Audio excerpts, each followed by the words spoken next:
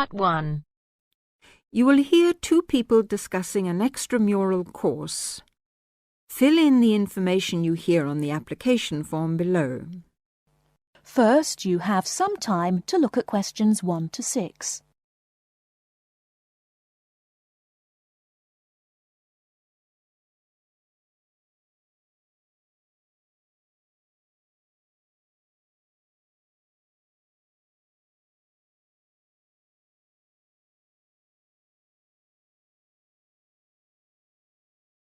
Now, here is the conversation.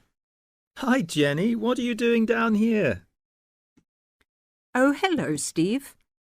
Well, I'm trying to fill in this form, but I'm having a bit of a struggle as I sprained my wrist playing tennis yesterday. Don't worry, I'll do it for you. Let's have your pen. Right, fire away. Let's see. I want to do the drama and theatre studies. I'd like to get the certificate. The course number is 60201. No, sorry, 202. It seems to be on Thursday at 7:30. Yes, well, we don't have to put all that down. Now, I suppose we can call you Miss? Don't be funny, and spell my name right.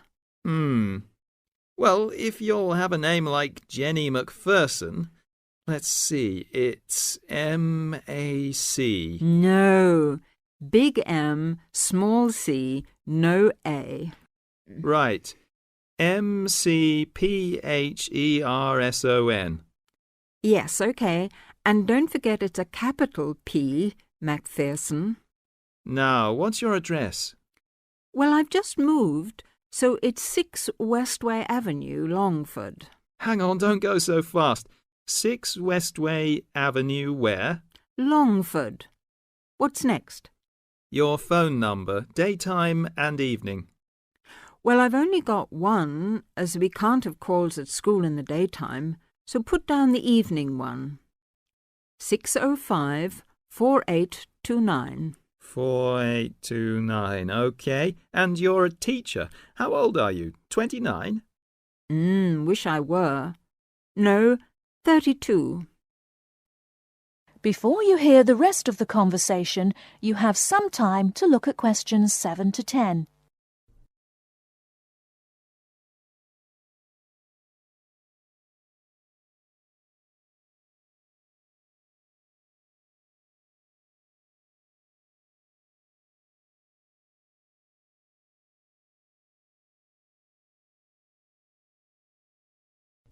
Now listen and answer questions 7 to 10. Do they want my date of birth? No, don't seem to. Just age. How about educational qualifications? Well, I've got a degree in English literature and a diploma in media studies. Media studies, right. Now, have you ever done any of these extramural courses before? No, don't think so. Although I did do something on psychodrama once. But no, it wasn't extramural, was it? That seems to be it, except for the fee. Yes, well, that's the same for all the central courses. I think £25.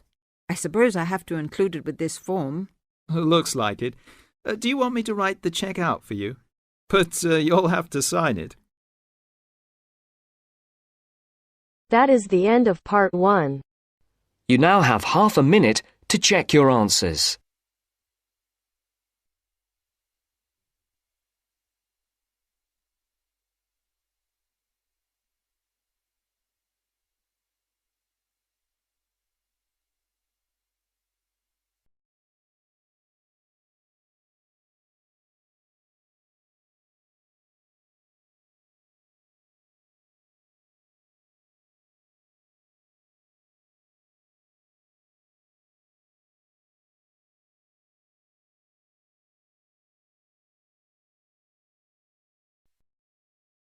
Now turns to Part 2. Part 2. You will hear a recorded message giving information about an area where tourists can visit to taste local food. First, You will have some time to look at questions 11 to 13.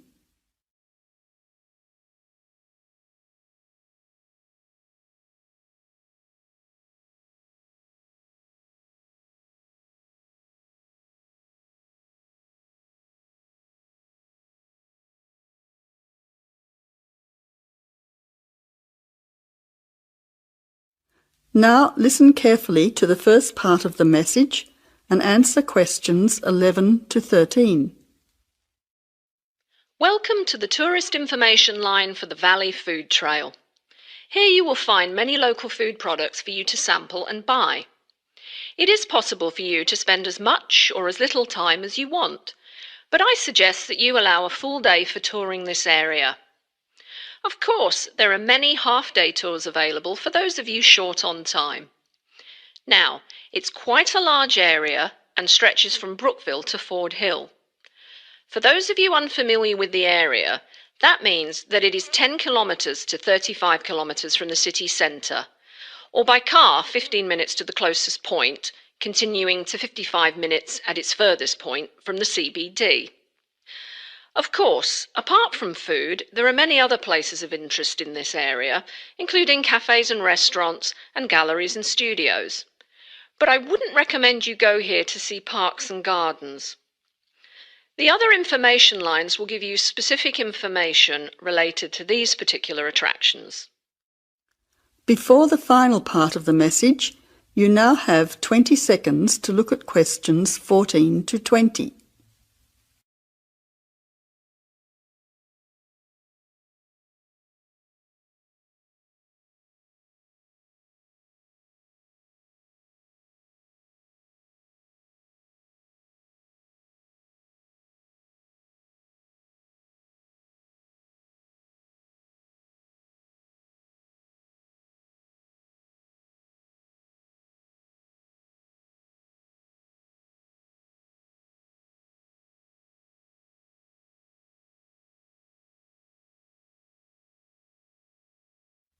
Now answer questions 14 to 20. But let's go back to food. If we begin in Brookville and head north towards Upper Valley in a clockwise direction, passing West Valley on West Road, we cross over Coast Road to come to our first place of interest, Magic Coffee. This is not to be confused with the Coffee House, situated opposite on the other side of the valley on the railway line. Magic Coffee is next to the Chocolate Company, which is on the corner. Just past the ice cream shop on the corner of John Street is the Fresh Produce shop. A little further north we have reached Ford Hill, where we can start our drive southwards along Great Northern Highway following the railway line. First, we come to the organic market near the corner of Memorial Avenue, and then to Olive Farm opposite Olive Road. Just before we come to the next street crossing, we see the Honey Pot, which is practically opposite the coffee house. There is another chocolate company which sells nougat as well, just nearby. Following the railway line along Great Northern Highway, we return back to Brookville. Now, as I have said previously, if you only have a few hours to spare, there are several places that you shouldn't miss. The two chocolate places make equally nice chocolate, but the factory has the added bonus of nougat, unlike the company. Of course, everyone loves ice cream, especially unusual flavours such as coffee and nougat, so the ice creamery is definitely worth a visit. And while the coffee house sells expertly made hot drinks, including hot chocolate, I think your time would be better spent sampling the many products on offer at the organic market. Well, I hope you enjoy your time visiting the Valley Food Trail and enjoy all the wonderful local foods on offer.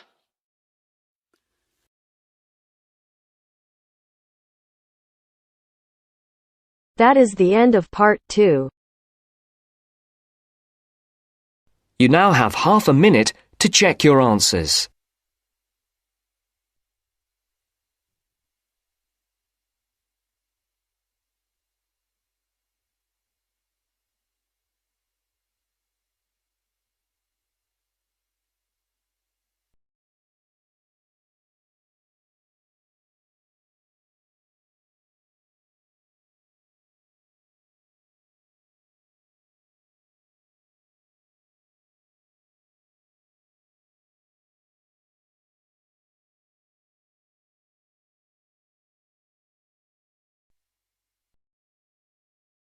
Now turns to Part 3.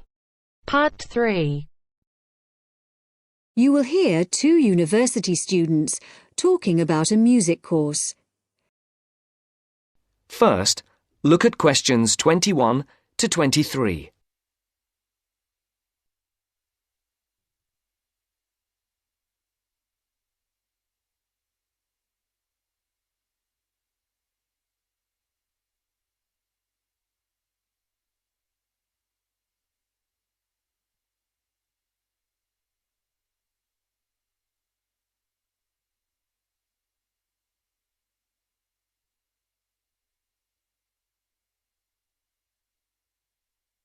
As you listen, answer the questions. Josie, come in. How are you? I'm good. Can I get you a coffee or anything? No, that's okay. I can't stay long, but you said you wanted to talk to me about that course I'm doing this semester, Music 103? That's right. Actually, I was a bit confused because I thought you were majoring in maths. That's right, I am. I'm doing 4 maths modules this year, but it's an optional course. You just choose it if you're interested, and you can do it whatever department you're in. Why? Are you thinking about doing it? Well, I'm not sure. What are the requirements? What? The course requirements. I mean, what do I need to know about music to be accepted on it? I do listen to a lot of music, everything from hip-hop and rap to classical. And I can sing, sort of. Well, for a start, one special thing about this course is that it's distance learning. You don't actually have to be at the university to do it, and you don't have lectures. So you've got to be able to work on your own without someone telling you what to do all the time. Oh? Oh. No, that should be okay, I reckon. I'm more worried about the actual musical stuff. Like, I don't know how to read music. That doesn't matter. They don't assume that. You'll learn as you go along. How's your maths? Not too bad. Right. Some of it's quite mathematical, so you really need to be strong there. But you play the violin, don't you? I don't play anything. You don't need to. What about computer skills? You're okay there? Yes, reasonably. Does that matter? Yes, I'd say they're essential. Like I said, it's all distance learning, so it's computer-based. Before the conversation continues, look at questions 24 to 30.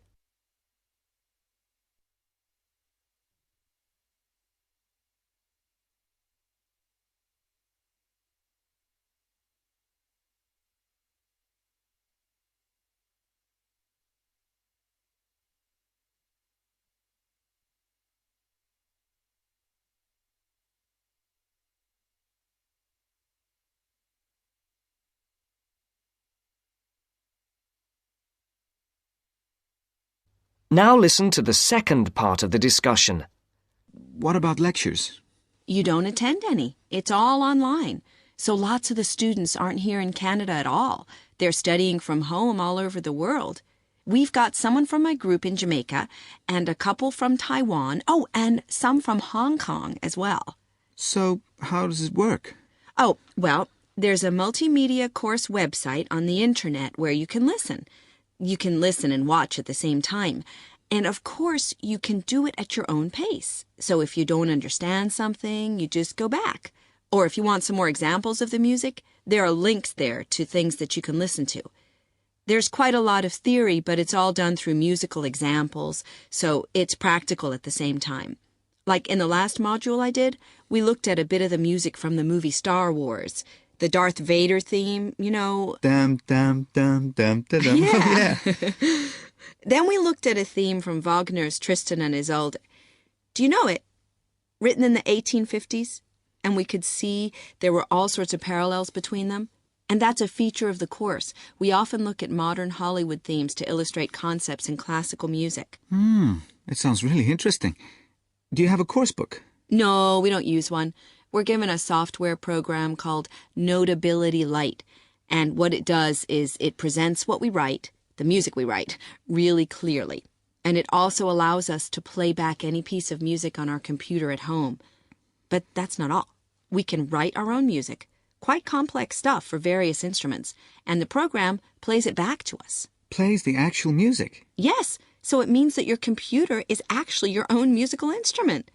And we can even submit our finished pieces to our tutor by email. So you do need your own computer, obviously. Yes, with at least 64 megabytes of RAM. That's okay. I've got 128.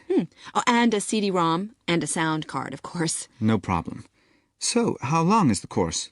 It's 6 months. There are 2 a year, so you could actually enroll for the next one if you wanted. It starts in January. I started last September and I finish in February. And how many credits is it? 3. In order to pass, you've got to do 6 assignments. I'm just doing my 4th one now. And take a final examination. Oh, anyway, why don't you call round sometime and I'll show you the sort of things we do. You can even listen to some of my music. That would be great. Well, thanks, Josie. Now, are you sure you don't have time for that coffee? That is the end of part 3. You now have half a minute to check your answers.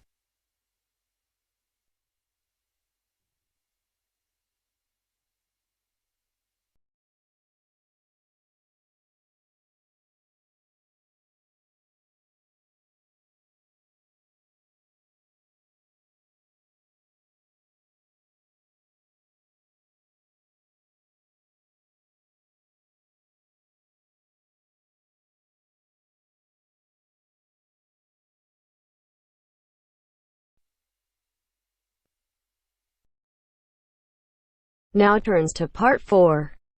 Part 4. You will hear part of a lecture on the current and future use of mobile phones. You now have 30 seconds to read questions 31 to 35.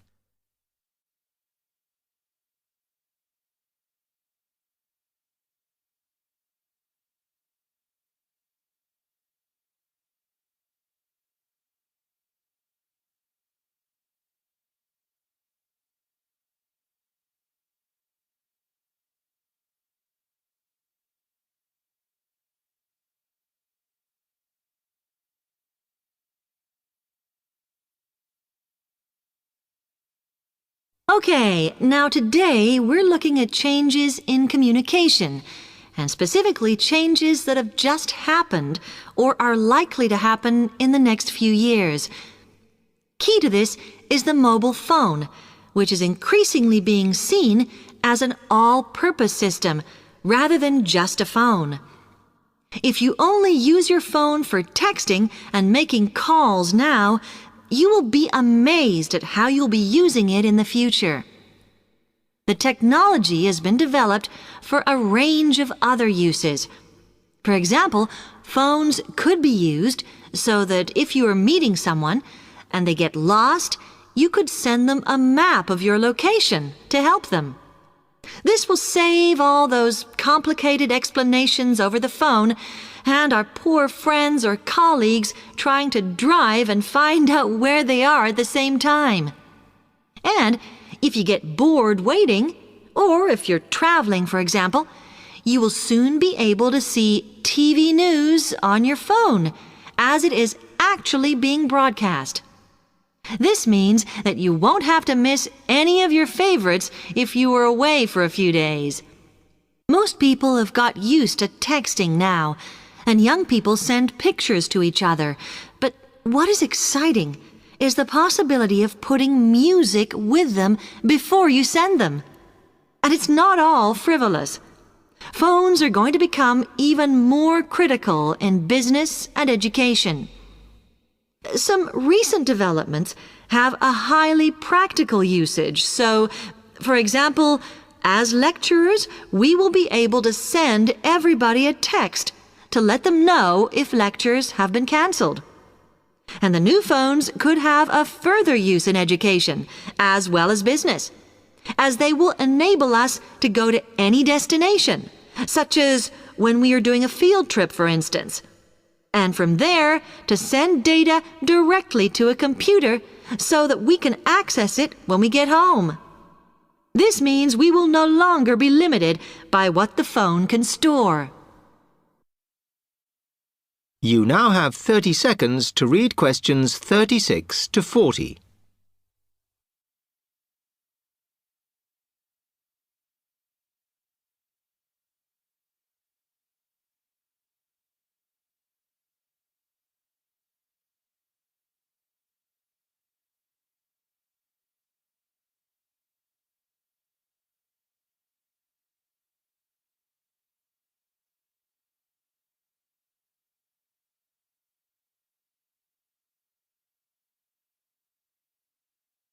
And it's interesting to look at the different ways that men and women use phones now, as that does affect how the technology will develop. Some research has been done on how people use phones, and some of the results are surprising. One of the increasing usages of mobile phones is to get all sorts of data, such as phone numbers, the weather, train times, etc. And while there's been an attempt to set up connections with things that women might be interested in accessing, it is overwhelmingly men who do this. But what about the traditional use of a phone? To speak to people? I suppose we would predict that it is mainly women who use phones as a method of contact for friends and family, but, in fact, the genders exploit this facility equally. I've spoken about the increased business usages that phones will offer, and I suppose we would associate this usage with men. The survey picked up, though, that women are often working from home or catching up with work in the evenings, so they use phones in this way as much as men do. Most of us are aware we can store photos on our phones. It's an ideal method of capturing a moment wherever you are. Women tend to be the group that keep photos on their phones, but it seems that men use their phones to actually take pictures much more than women do. And of course, all this knowledge affects the marketing that the companies will do in order to sell the phone.